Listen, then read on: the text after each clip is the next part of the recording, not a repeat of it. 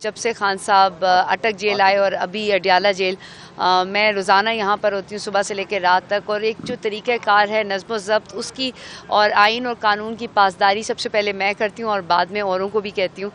सब्र जो है वो कहते हैं कि करना चाहिए, लेकिन इतना नहीं। लेकिन अपने हक़ की आवाज़ के लिए पहले मैं सुना करती थी कि मुल्क जो है वो नाजुक सूरत हाल से गुज़र रहा है, और अब एक नई बात आ गई है कि अडियाला जेल एक नाजुक सूरत हाल से गुज़र रही है और सब आ जा सकते हैं। लेकिन पाकिस्तान तहरीक इंसाफ का वर्कर पहले 9 मई में इस तरह हो रहा था, और अब जो है वो अडियाला जेल में खान साहब से मिलेगा तो ख़तरा हो रहा है।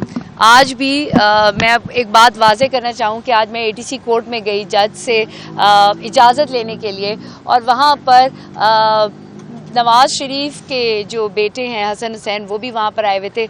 मैं इस बात पे जज का शुक्रिया अदा करती हूँ कि उनके फ़ैसले से पहले उन्होंने मुझे इजाज़तनामा दिया कि मैं आज और फिर अगली जो प्रोसीडिंग है उसके लिए मैं आ सकूँ।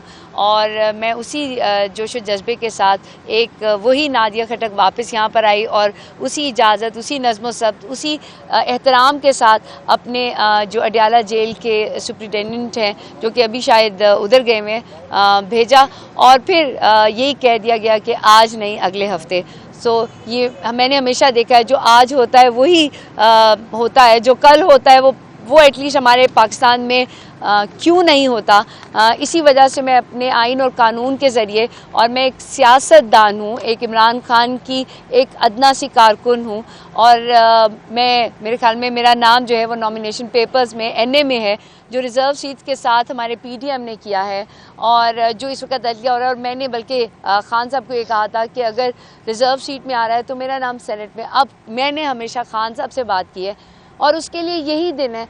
अगर आज नहीं कहेंगे तो कब कहेंगे? और अगर हम इजाज़त के साथ आएंगे, अपनी बात कहने आएंगे, उनसे पूछने आएंगे, उनसे मिलने के लिए आएंगे। वो हमेशा कहते हैं मैं सबसे मिलना चाहता हूँ, आप पिटिशन कराओ और आप इजाज़त के साथ आओ।